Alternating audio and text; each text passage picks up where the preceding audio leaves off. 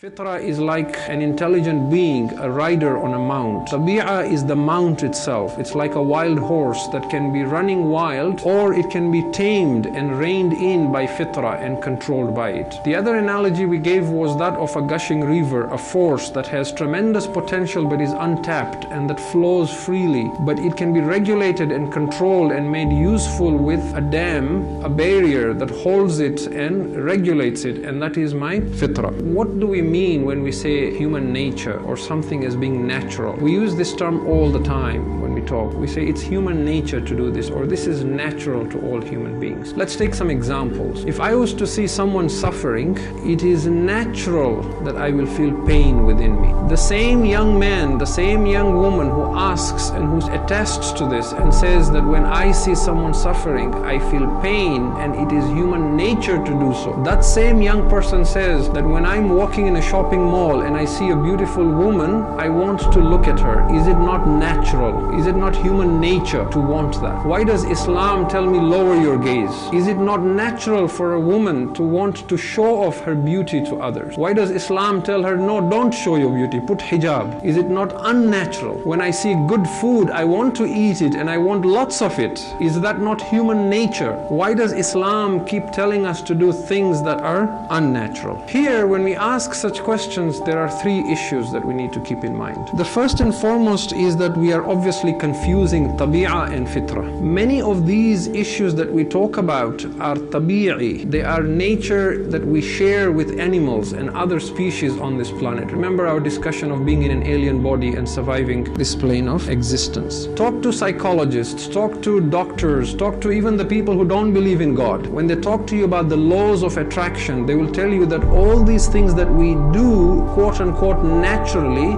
this is simply chemistry or biology taking place within your body. It happens to us, it happens to animals. For example, in many animals, in many mammals, it is known for a fact that unlike human beings who attract each other and mate and reproduce throughout the year, animals have certain times of the year in which they reproduce. They have a mating season. And within these animals, there are some mammals that is known about, and possibly in all our creatures, that when their mating season arrives, the female of the species will do certain things to make herself more attractive to the male species. And the male species will then fight amongst each other. And the female will choose the one who wins that fight. Why? Because they say it is natural for all species to want to reproduce their own kind, but not just their own kind. They want to reproduce creatures that are healthy, that are strong, that are beautiful. So they are instinctively, by tabi'ah, they will look for a mate that is strong, that is healthy, and in their perception beautiful. And humans in that sense are no different. These are not my words, this is not even something from an Islamic source. This is general. You talk to scientists, to doctors, they will tell you this. There are studies that have been done by psychologists who sit in places like shopping malls and observe you and I when we are interacting with others. They say that when a young man is walking in a mall and he sees a group of girls, instinctively he will suck his stomach in, he will take his chest out, he will flex his muscles, and he will walk differently past them. Without knowing, is that fitra? No, that is tabi'ah, that is chemistry, that is biology. When a girl sees a man who she thinks is attractive, instinctively she will start flirting, she will bat her eyelids, she will talk softly, she will be a damsel in distress so that he can rescue and be the knight in shining armor for her. But by doing so, she is seeking a mate, and so is he. This, they say, is chemistry, this is biology. So this is the first thing, that we should not confuse fitra and tabi'ah, that when we see such behavior, it does not mean that we are opposing that which is natural from Allah. That may simply be a characteristic of our physical body while we live in this plane of existence. That is one thing. The other thing is that because the mind produced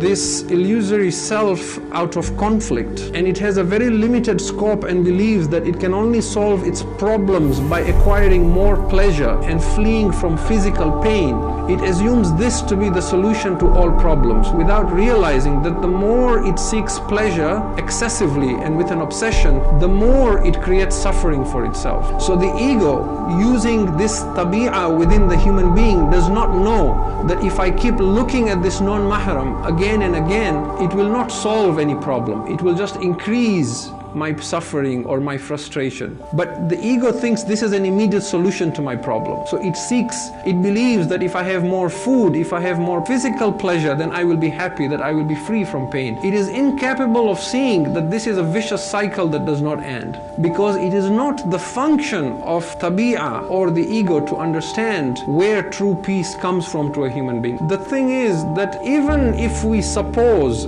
that these tendencies that we call as quote-unquote natural, why does Islam put restrictions and say hijab and lower your gaze and don't do this and don't eat too much, and even if these things are natural to me, just because they are natural does not mean they're good. There are many things we do that are unnatural, but we do them because we believe there is some goodness in them. Simple examples would be, for example, wearing clothes.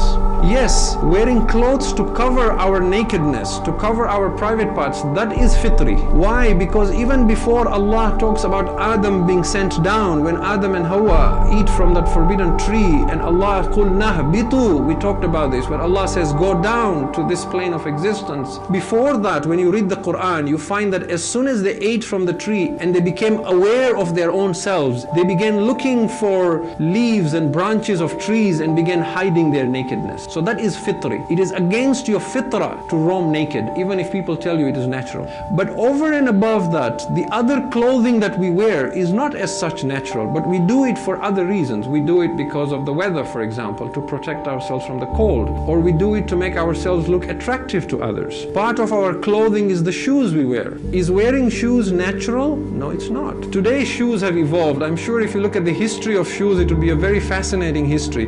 But essentially, when human beings began wearing shoes, it was a piece of leather under the feet with a cord tied at the ankle or at the toes, right? Is it natural to walk around with a piece of leather under your feet? No. But you do that to protect your feet, because it is harming you if you don't do that. We brush our teeth every morning and every evening. It's not natural. If it was natural, we'd come out of the wombs of our mothers holding a toothbrush, right? It's not natural. We go to the washroom to relieve ourselves. That's not natural. Natural is what babies do. That's why we put diapers on them. But we train ourselves an unnatural behavior where we hold ourselves until we have access to a washroom and then we use that. This is unnatural, isn't it? So just because something is quote-unquote natural to my instinctive animal self does not mean it is good. Sometimes I need to train myself to do something unnatural, because therein lies goodness for my health and for society.